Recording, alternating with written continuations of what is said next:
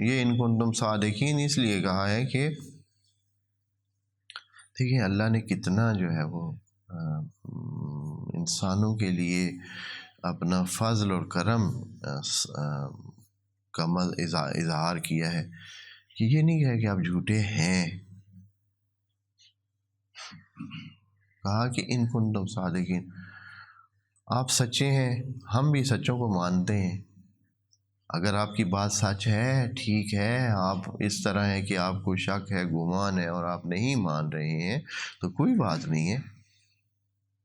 کتنے دھیان سے اور کتنے اخلاقیات کے زمرے میں یہ بات کہی ہے کہ اگر آپ سچے ہیں اور کوئی مسئلہ نہیں ہے، آپ اپنی دلیل دیں، اپنی بات واضح کریں۔ کاش کہ ہم اسی سے جو ہے اس اللہ کی روش سے اور اللہ کی اس طریقہ کار سے کچھ سیکھ لیتے اور مسلمان آپس میں کیا کرتے، بات چیت سے دوسروں کو سمجھانے کی کوشش کرتے۔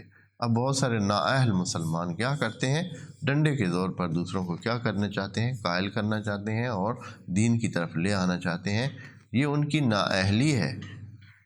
اگر خدا کی لیول پہ کوئی ہو، یعنی جیسے اپنے علمی زور پر، اپنے دلائل کے زور پر، اپنی منطق کے زور پر اپنی بات کہتا ہے اور دوسرے کی بات سنتا ہے، اگر آپ کے پاس کوئی بات ہے تو آپ بات کریں۔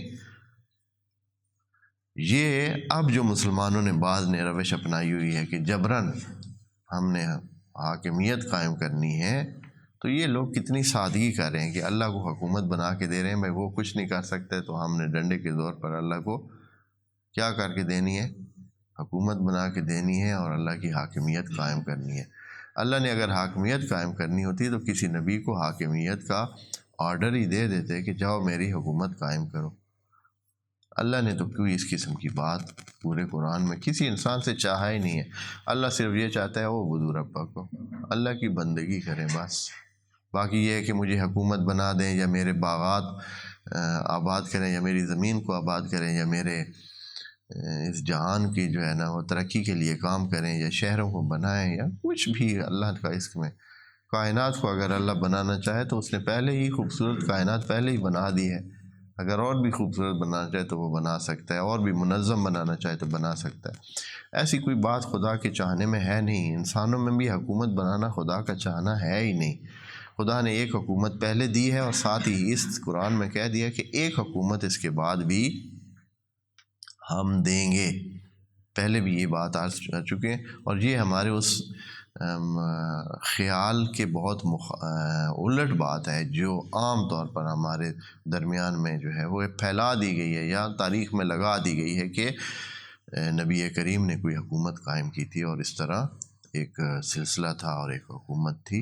کوئی ایسی بات نہیں تھی۔ حضرت نبی کی نبوت تھی اور وہ نبی تھے، اور نبی کے ہوتے ہوئے ان کی اطاعت کا حکم بھی اللہ کی طرف سے نبوت کی وجہ سے تھا، ان کی حکومت کی وجہ سے نہیں تھا، نبوت کی وجہ سے تھا کہ نبی کی اطاعت اللہ کی اطاعت ہے، اس لیے اطاعت کرنی چاہیے تھی اور انہوں نے جو کچھ کہا۔ اس لیے جب نبی رحلت کر گئے تو کوئی عہدہ کسی کے پاس موجود نہیں تھا۔ اگر کوئی حکومت ہوتی تو نبی کی رحلت پر کوئی تو کہتا کہ میں نبی کے زمانے میں مثلا خزانہ دار تھا یا میں فلاں تھا یا میرے پاس یہ عہدہ تھا، میں کمانڈر تھا، میں کیپٹن تھا، میں پولیس والا تھا، میں فلاں تھا، کوئی تو ہوتا نا۔ کوئی بھی کسی کے پاس کوئی عہدہ نہیں تھا، کچھ بھی حکومت نام کی چیز نبی کے زمانے میں موجود نہیں تھی۔ جو کچھ تھا نبی نبوت کے نبی ہونے کے ناطے جو کچھ احکام صادر فرماتے تھے اور جو کچھ منظم کرتے تھے سارے سلسلوں کو۔